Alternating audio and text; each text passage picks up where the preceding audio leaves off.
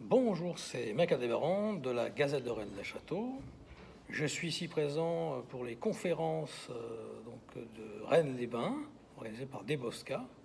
Et je suis en compagnie de Luc Ribérol, voilà, qui a fait une conférence sur les souterrains de Rennes-le-Château et la crypte de l'église Sainte-Madeleine. Alors, bonjour à vous. Bonjour. Bonjour Alors, Mike. voilà, bonjour, Luc. Donc, dans la première partie de votre vie, vous avez travaillé pour une société nationale de construction, Société Phoenix. Et C'est après, vous avez fait des commerces, puis vous êtes venu à la sourcellerie. Alors la sourcellerie, je la connaissais bien avant, mais je l'ai pratiquée un peu en professionnel après ma retraite. Pendant ma retraite, pardon. Et vous avez fabriqué des baguettes aussi, des baguettes Alors, parallèles pour faire des les essais, baguettes, en au fait. début, j'en achetais dans le commerce, mais elles ne me convenaient pas et j'ai préféré les préparer moi-même. Et donc, vous pouviez en fait, localiser les vides souterrains, les murs de construction, les tombes, les cimetières. Vous avez aussi des ressentis à distance. Au départ, on ne cherche pas tout, on cherche uniquement les veines d'eau. Et déjà, c'est quelque chose d'assez formidable. Mais c'est par la suite que j'ai vu que je pouvais détecter les souterrains, les tombes, les bâtiments disparus. Voilà, et d'ailleurs, à ce sujet-là, je l'ai dit plusieurs fois, on peut me tester, il n'y a aucun problème. Alors, vous avez rencontré donc Johan Nechakovic, qui est le directeur de la Gazette de Rennes-le-Château. Et ça a été déterminant puisque en fait il a une grande connaissance de l'histoire du village depuis longtemps, la région, et ça vous a permis en fait de faire plus ample connaissance avec le milieu local et les recherches. Alors vous pouvez me parler un peu de vos recherches qui ont été faites sur plusieurs lieux ici dans la région de Rennes-le-Château. Alors, la première fois que je suis venu ici, c'était j'ai commencé tout seul voilà, c'était en 2013, je crois, je pense que c'était en 2013. Et la première fois, je n'ai fait aucune recherche parce qu'il y avait beaucoup de monde, mais je m'étais promis de revenir. C'est ce que j'ai fait. Et la première fois que j'ai détecté quelque chose à Rennes-le-Château, c'est le souterrain qui part des fonds baptismaux jusqu'au domaine. Voilà, le souterrain se termine, comme je l'ai dit dans la conférence, entre les deux escaliers, au belvédère. Et en ce qui concerne la crypte, du coup, alors on sait que Paul Sauzès aussi a travaillé dessus. Quelle est votre approche, vous, de ce qui concerne la crypte et vos recherches approfondies? Est-ce que ça rejoint certaines recherches qui ont été faites avant, ou c'est vraiment il y a des nouveautés, du ressenti? La crypte, moi je pensais qu'elle était importante, parce que certains pensent qu'elle est importante. En fait, c'est une dimension standard pour ce genre d'église.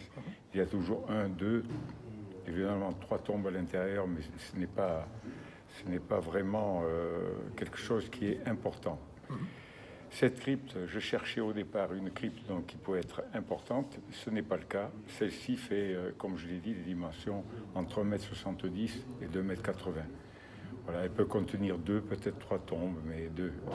Ce que j'ai appris sur celle de Rennes-le-Château, c'est qu'il n'y a qu'une seule tombe qui reste à l'intérieur et elle se trouve accolée sur le côté droit quand on regarde le chœur, ce qui est quand même pas tout à fait normal qu'il est positionné sur un côté.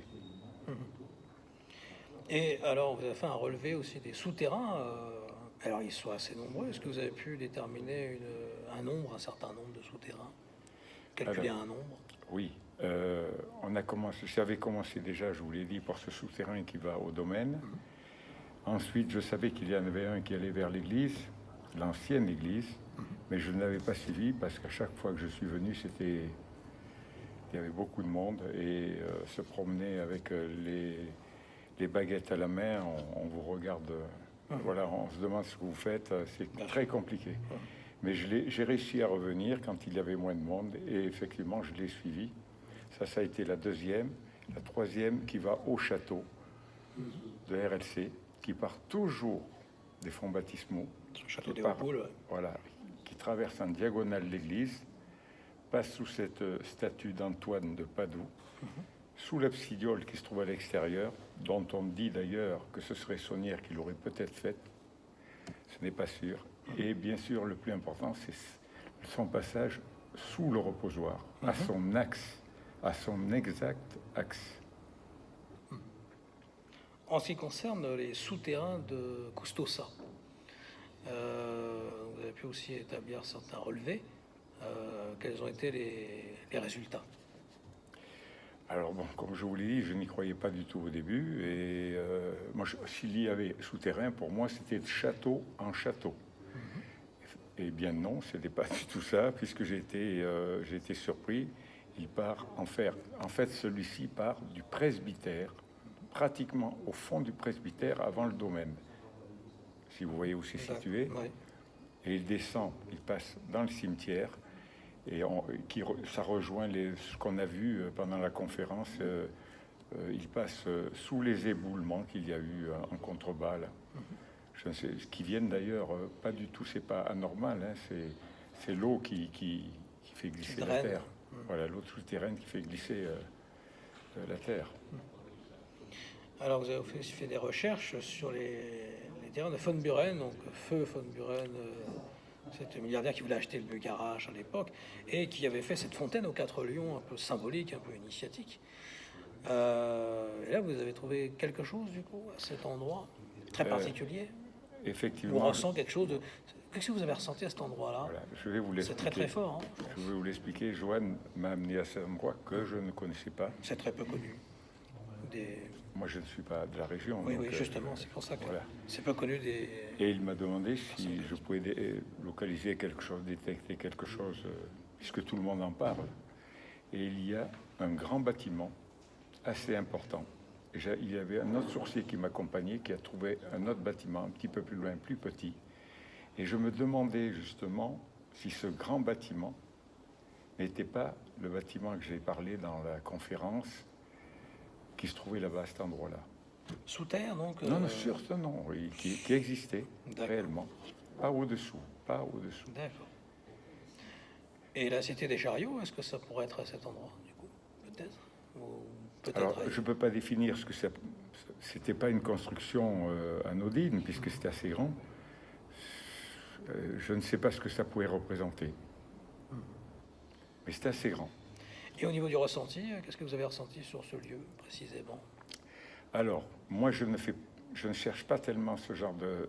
La personne qui était avec moi, il ne lui a pas posé la question, mais la personne, il est beaucoup plus basé sur ce genre de recherche. D'accord. Moi, je cherche vraiment les choses concrètes. Bien sûr. Voilà.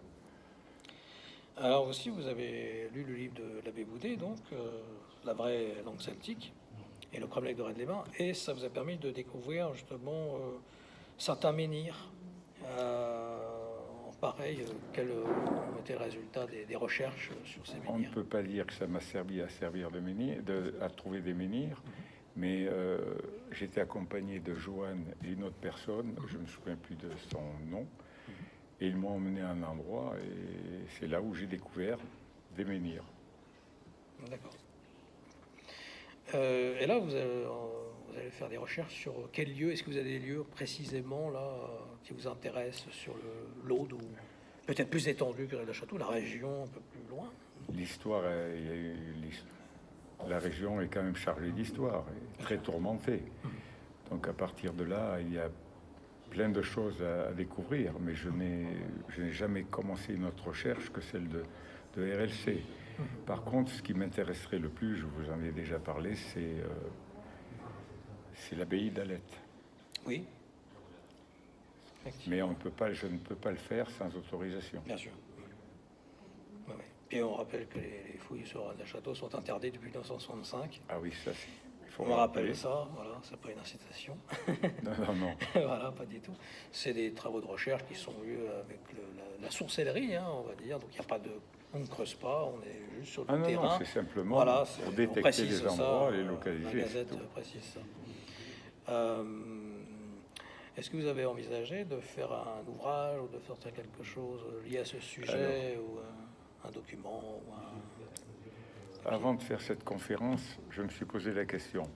Ce n'est pas du tout comme certaines personnes pour éventuellement en tirer profit, mais j'aurais souhaité faire plutôt une bande dessinée sur ce que j'ai trouvé. D'accord. Ah oui, ça pourrait être très intéressant. Oui, Ouais. bande dessinée. Plus qu'un livre. D'accord. Eh bien, merci Luc Ribérol pour toutes Merci ces à vous. indications. Voilà, donc c'était Macadéban pour la Gazette de Rennes-le-Château. À très bientôt. À bientôt.